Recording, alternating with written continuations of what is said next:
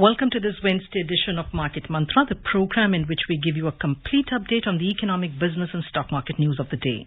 I am Anubha Rohatgi and with me is my co-anchor in Hindi, Vishal Sharma.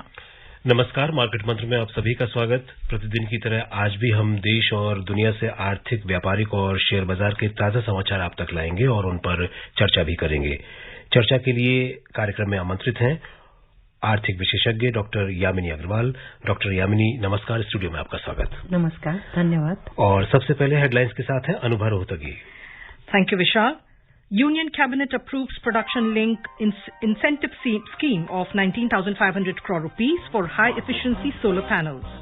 Domestic stocks decline around 0.5%. Sensex closes below the 59,500 mark. Nifty settles near the 17,700 level. Rupee weakens 22 paisa against the US dollar and Brent crude rises above $92 per barrel. केंद्रीय मंत्रिमंडल ने उच्च दक्षता वाले सौर panel के लिए उत्पादन से जुड़ी प्रोत्साहन योजना को मंजूरी दी। घरेलू शेयर बाजारों में करीब 0.5% की गिरावट। सेंसेक्स 59,500 के स्तर से नीचे बंद हुआ। निफ्टी 17,700 के स्तर के करीब आया। डॉलर के मुकाबले रुपया हुआ 22 पैसे कमजोर और ब्रेंट कच्चे तेल की कीमतें $92 प्रति बैरल से ऊपर पहुंची।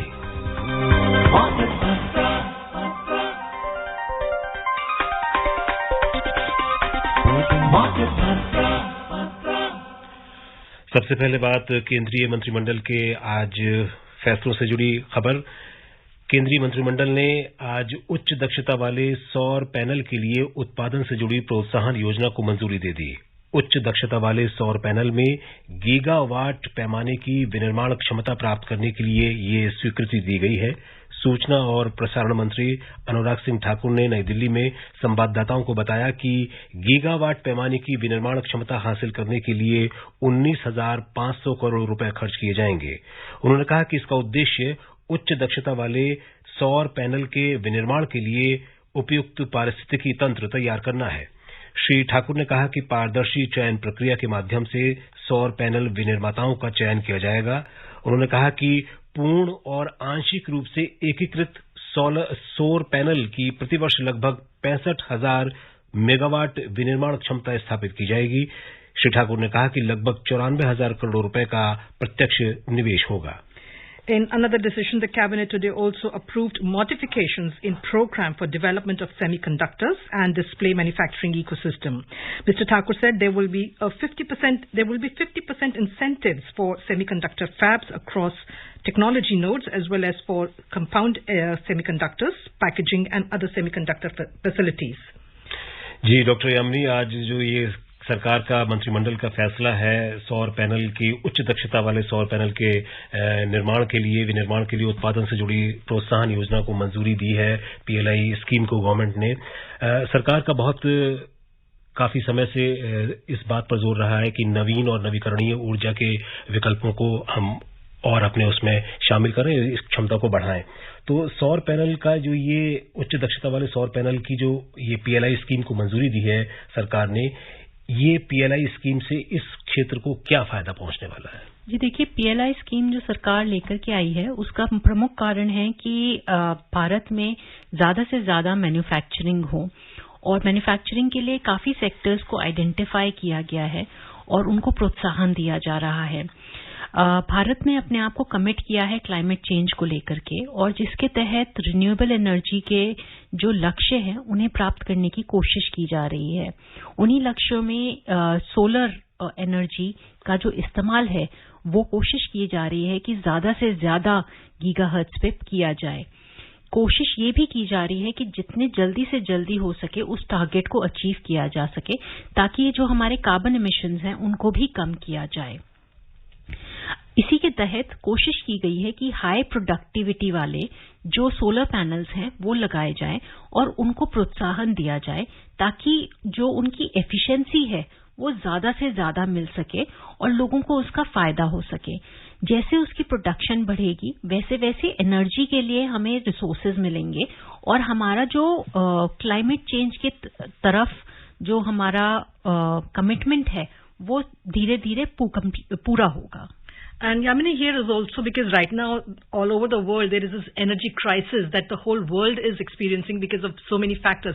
So that is also a very welcome step that the government has taken today, because investing in the manufacture of solar panels is also, in a way, it's going to reduce our dependence on biofuels. I beg your pardon, on fossil fuels as well. True. Overall, there has been a continuous commitment towards renewable energy, whether it's wind, hydropower, or solar energy. And since we receive a lot of sun, it is one of the mediums that we should actually utilize in generating energy. And the moment we shift our resources, we will reduce our dependence on fossil fuels. And that will add on to in terms of getting more and more energy, one. Second would also, reduce the import bill of about 85% of the oil that we import from outside. In fact, our Commerce Minister Piyush Goyal had yesterday only said that, the government is considering bringing more sectors under the PLI scheme. And today we have, seen this announcement coming from the cabinet for the solar panels. True. There has been a continuous effort by the government to introduce more and more sectors in the PLI scheme, primarily to make India a manufacturing hub. It has been seen that despite all the measures that have been taken, it has not been able to achieve itself as a manufacturing hub and has not entered the global supply chains in the world. And it is an endeavor by the present government to ensure that the country actually makes itself self-sufficient, as we call it, the Atmanirbhar Abhiyan, which creates enough manufacturing not only for the domestic economy but for the world economies and enters into the global supply chains. जी, और अब रुक करते हैं share बाजारों का। प्रमुख घरेलू share बाजारों में आज लगभग 0.5% की गिरावट दर्ज हुई। वैश्विक शेयर बाजारों में नुकसान से सेंसेक्स और निफ्टी गिरावट के साथ बंद हुए। सेंसेक्स 59,500 के स्तर से नीचे, जबकि निफ्टी 17,700 के करीब बंद हुए। बॉम्बे स्टॉक एक्सचेंज का सेंसेक्स 0.44% के नुकसान से 263 अंक लुढ़ककर 59,457 पर बंद हुआ।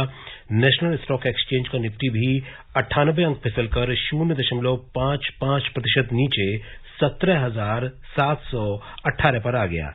व्यापक बाजार में भी गिरावट रही। बीएसई मिड कैप इंडेक्स 0.63%, जबकि स्मॉल कैप इंडेक्स 0.69% के नुकसान के साथ बंद हुए। The Sensex and the Nifty today fell around 0.5%. Both indices declined in sync with losses in the global share markets. The Sensex finished below the 59,500 mark, while the Nifty settled near the 17,700 level.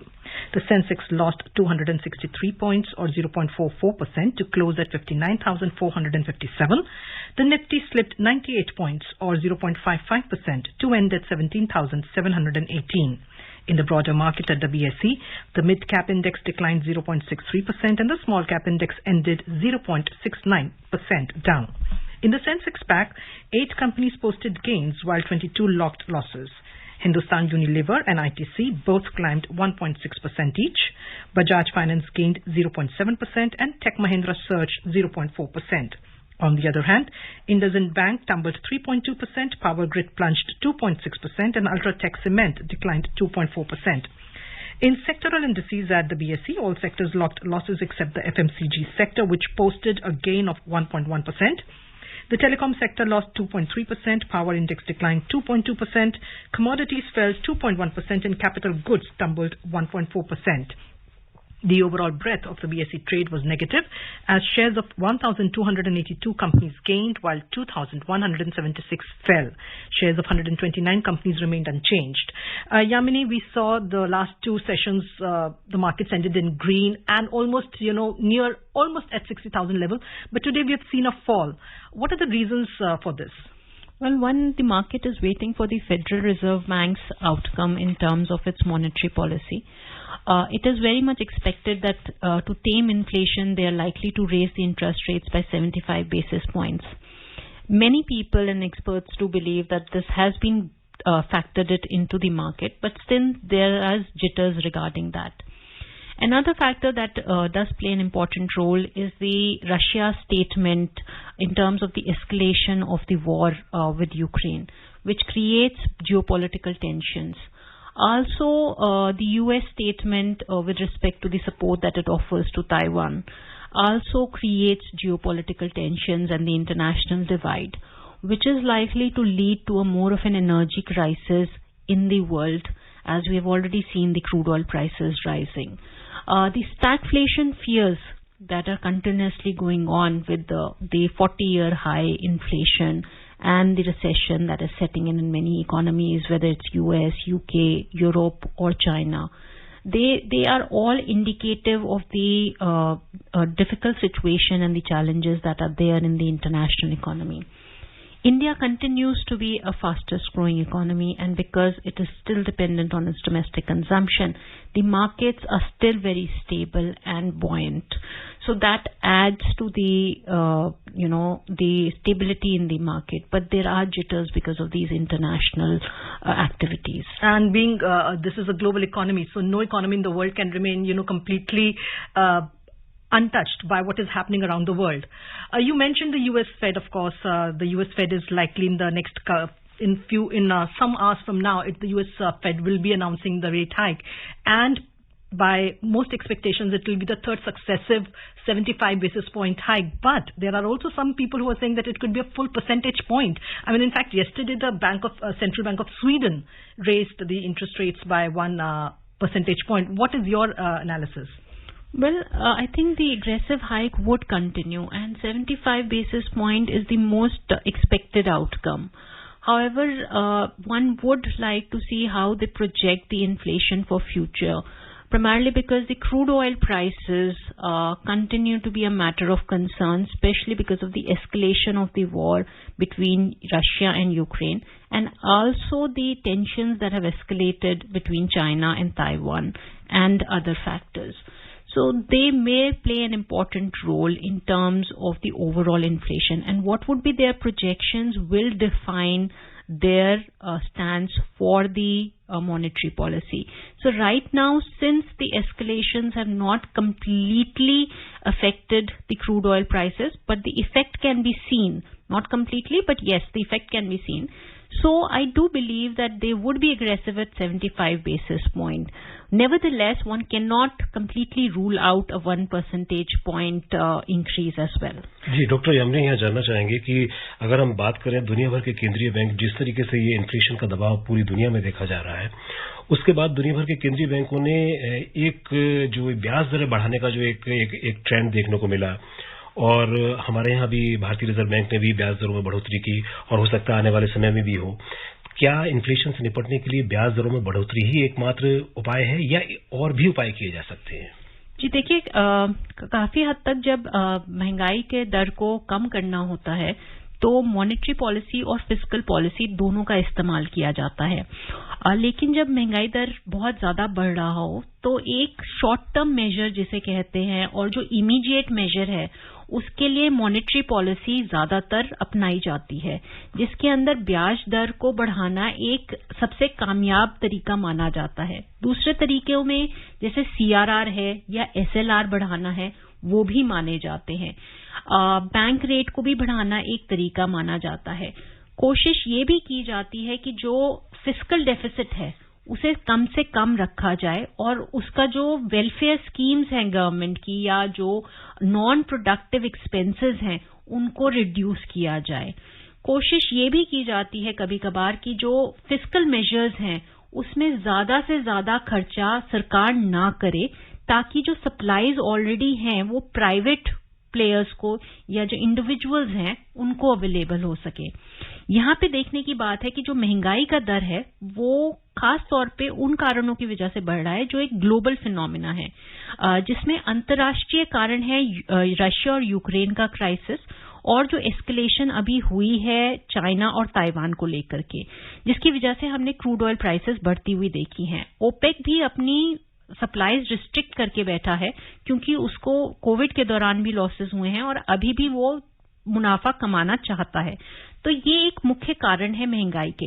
दूसरा मुख्य कारण है कि global supply chains में अभी जो खासतौर पे एक चाइना जो एक मेजर सप्लायर है उसमें स्लो डाउन आया है कोविड की वजह से और उसके अपने कुछ कारणों की वजह से, जिसका असर संसार भर में भी पड़ा है।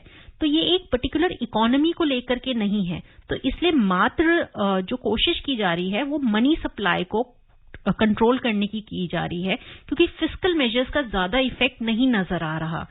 लेकिन महंगाई के दर को अगर देश में भी कंट्रोल करना होता है तो कोशिश की जाती है कि टैक्सेस को कम किया जाए। जैसे यूके में भी अगर आप उनके पीएम की जो अभी हाल ही में आए हैं उनकी बात सुने तो वो कहते हैं कि हम टैक्सेस को कम करेंगे, कोशिश करेंगे वेलफेयर स्कीम्स लाएं, या कोशिश करेंगे कि इन्वायरमेंटल रेगुलेशंस जो लग रही हैं वो थोड़ा डिलेड करके लगाएं, ताकि लोगों के ऊपर जो महंगाई दर का असर है वो कम से कम हो। Yamini, you were talking about the projections that are likely to come out of the US, and like we were discussing earlier also, I read somewhere that it is not what the Fed does, but what it says it could do in the future that will be most crucial at the end of the meeting. And there are a number of central banks which are in the coming days, which are also be taking a call on the interest rate hikes. So it will be very important, I think, for all around the world what Jerome Powell says at the end of that meeting. What are your expectations? Well, I think they would project the inflation in the light of the uncertainties that are prevailing in the international markets. Also, they will factor in the crisis which is being escalated and what would be its resultant effect. Those projections will definitely make a difference. Also, I do believe that since the inflation is not going to be an outgoing idea, because the energy crisis is likely to continue with the given escalations, I feel they will continue to remain aggressive on the interest rate hikes. But at the same time, they would like to see that the economy does not slip into inflation. So there would be a more balancing act to come forward from their side. You mentioning the fact that, of course, inflation is still a very big cause of concern for international bankers, for economies, for governments all across the globe. In this scenario, the Asian Development Bank has today come out with and said that, India's growth projection, economic growth will for the 2022-23 will be now 7% instead of 7.2%. And our chief economic advisor has also given the same around, the RBI has also given around the same estimates. Do you think that 0.2% is really a cause of concern, or should we not be so worried about it? See, every percentage does make a difference. But what is important to see is that you are still the fastest growing economy in the world with that 7%. And any growth rate beyond 7% higher is a good growth rate among all economies which are still fearing stagflation and which are under the inflation pressure. India not being isolated from there. It has still been able to maintain domestic stability in a large manner, whether it has been on prices of food or in other materials. Also the supplies, whether it was during the COVID period or after the period, for medicines or for food, have been in a continuous manner available to people. So there has been a lot of wins for India, which also comes together with the fact that there are a large number of big ticket reforms that have been taking place in terms of providing services to people and making businesses easy. So digitalization as a platform has been able to create transparency and accountability in all measures, and has provided an access to people to basic services and to other services at their doorsteps and a click of a button. Besides that, there has been social inclusion in the economy in terms of providing them financial inclusion through different schemes. So these all factors have been playing much better role for India than many of their counterparts. जी, अगर हम आज के कारोबार की बात करें तो लगभग सभी सेक्टरों में एफएमसीजी को छोड़कर नुकसान रहा है। एफएमसीजी सेक्टर का आगे आने वाली 2 या 3 तिमाहियों में आप किस तरीके का प्रदर्शन देखती हैं? जी देखिए, अब फेस्टिव टाइम है, अब से अक्टूबर मंथ से या पहले से ही शुरू हो गया, और उसकी वजह से अगर हम देखें तो कंजम्पशन बढ़ती है। किसके पास जितना भी पैसा होता है वो कोशिश करता है कि त्योहारों के समय कुछ खरीदे और कुछ अपने लोगों में बांटे। तो उसकी वजह से हमें ओवरऑल इकोनॉमी में एक कंजम्पशन पैटर्न दिखेगा और डिमांड्स दिखेंगी। किसी भी गुड को लेकर के, और एफएमसीजी जो फास्ट कंज्यूमर गुड्स हैं उनमें भी उसका असर नजर आएगा। जी, और अब बात रुपए के प्रदर्शन की कर लेते हैं। अंतरबैंक विदेशी मुद्रा बाजार में डॉलर के मुकाबले रुपया 22 पैसे कमजोर होकर 79 रुपए 98 पैसे प्रति डॉलर के स्तर पर बंद हुआ। विश्व की 6 प्रमुख मुद्राओं की तुलना में डॉलर की मजबूती दर्शाने वाला डॉलर इंडेक्स अंतर्दिवसीय कारोबार में 0.37% बढ़कर 20 साल के उच्चतम स्तर 110.62 पर पहुंच गया। डॉक्टर यामिनी, डॉलर जो इंडेक्स 2 दशकों के सबसे उच्चतम स्तर पर पहुंचा है और देखा जाए तो ये इस साल जो है अभी 16% का इसमें इजाफा हुआ है डॉलर इंडेक्स में, और एक वर्ष में होने वाला 1981 के बाद से पहली बार एक साल में इतना इजाफा हुआ डॉलर की जो मजबूती लगातार हम देख रहे हैं वो हमारे देश की अर्थव्यवस्था के लिए किस तरीके से आप उसको देखती हैं? जी देखिए, क्योंकि डॉलर में काफी इंपोर्ट्स होते हैं, तो जैसे जैसे डॉलर बढ़ता जाता है हमें ज्यादा से ज्यादा रुपए देने पड़ते हैं किसी इंपोर्ट्स के लिए, तो उसकी वजह से हमारे जो इंपोर्ट बिल्स हैं वो बढ़ जाते हैं। दूसरा, खास तौर पे कच्चे तेल जो हम इंपोर्ट करते हैं, जो 85% हम इंपोर्ट करते हैं, उसकी प्राइसेस बढ़ जाती है।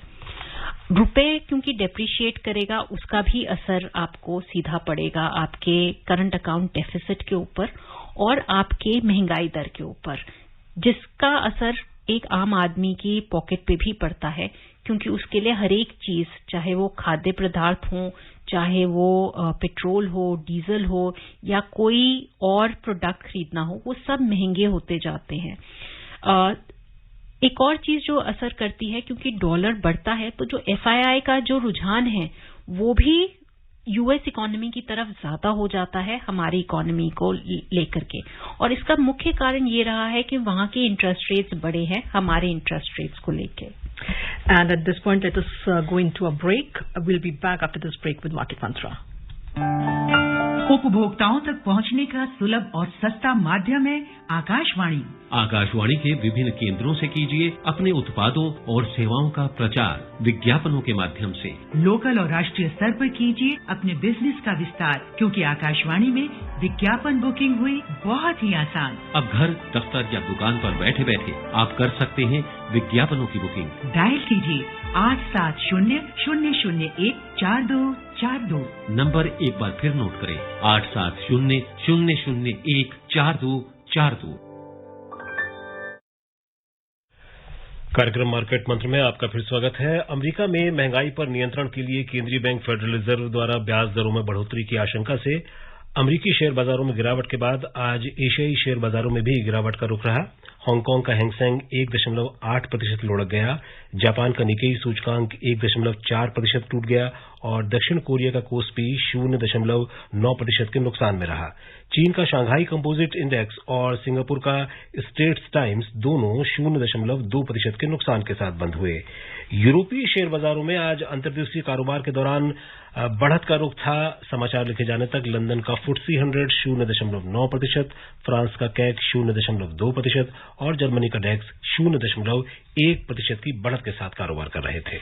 Moving on to the U.S. markets, the Wall Street ended lower yesterday amid concerns that the U.S. Federal Reserve may bring another large interest rate hike to tame high inflation. The Fed meeting is underway at the moment. The Dow Jones Industrial Average and the Nasdaq Composite indices fell 1% each, while the S&P 500 declined 1.1%. Looking into the crystal ball, but what do you expect from the markets, U.S. markets tomorrow, once Jerome Powell comes out with his rate hike? I think there would be a fall, but not so much. Right, and let's move on to the next story. The Defence Ministry has signed a Memorandum of Understanding MOU with Bank of Baroda and HDFC Bank under the SPARSH, which is a System for Pension Administration initiative with an objective to cover 17 lakh defence pensioners across the country. Defence Secretary Dr. Ajay Kumar said that 17 lakh pensioners out of a total of 32 lakh defence pensioners will be added with SPARSH by the end of this month. He said the remaining pensioners will be brought at the earliest. The Defence Secretary highlighted that the average time in pension settlement has come down significantly to about 16 days.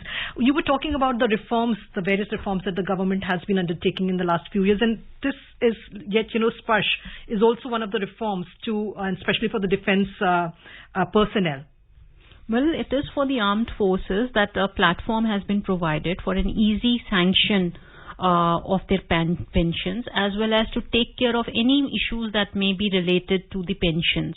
So it does address the needs of the large armed forces that we have.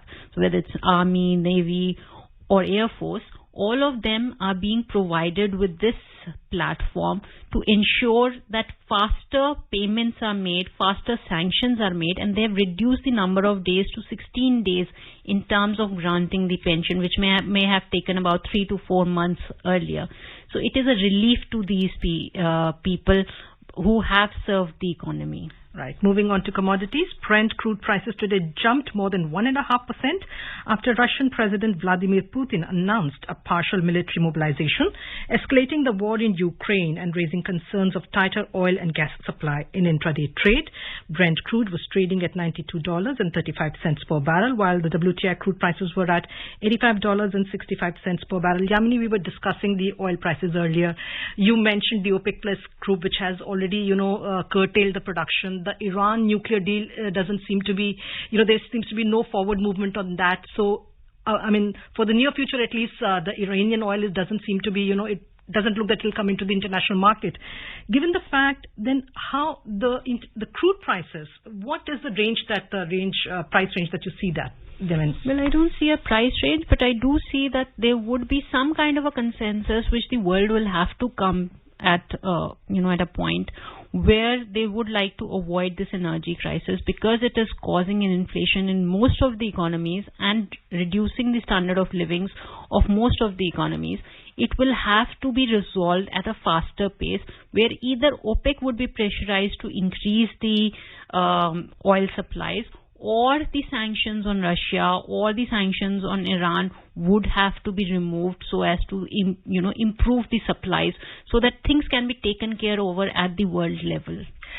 Coming to India, of course, right now the prices have been stable for a couple of months now. The government has taken the step to reduce the excise duty.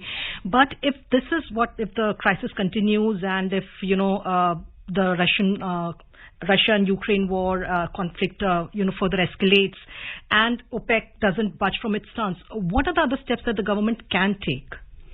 Well, the government would not have much of a choice in terms of the offering of petrol and diesel, because it will still have to be fiscally prudent. It has already got a fiscal deficit of about 6.8%, and previous to that 9.5%. So it would be difficult for the government to give much sops. But what is added to the government in terms of the kitty is both the GST collections, which was about 1.5 lakh crore, also the 30% increase that has been seen in the direct tax collections. So that will give it some amount of a leeway if it can reduce the excise tax on the petrol and diesel to provide relief to the common man. And the finance minister did say, I think it was last week or week before that the onus is not only on the central government, the state governments will also have to take some steps. Obviously, referring to the fact that they would have to cut down on some taxes on their part. True, both the governments would have to take a step. जी, और बात कीमती धातुओं की कर लेते हैं। Multi commodity exchange में अक्टूबर के वायदा कारोबार में सोना 345 रुपए की तेजी से 49,520 रुपए प्रति 10 ग्राम पर था। दिसंबर अनुबंध वाली चांदी भी 910 रुपए की मजबूती से 57,250 रुपए प्रति किलो पर कारोबार कर रही थी। उधर न्यूयॉर्क मर्केंटाइल एक्सचेंज में सोना बढ़त के साथ $1,682.10 प्रति औंस पर था। चांदी भी तेजी दर्ज करते हुए $19.50 प्रति औंस पर कारोबार कर रही थी। डॉक्टर यामिनी, कार्यक्रम में आने और इतने महत्वपूर्ण विषयों पर चर्चा के लिए आपका बहुत बहुत धन्यवाद। धन्यवाद। And before we close, a reminder of the headlines. Union Cabinet approves production-linked incentive scheme of 19,500 crore rupees for high-efficiency solar panels. Domestic stocks decline around 0.5%.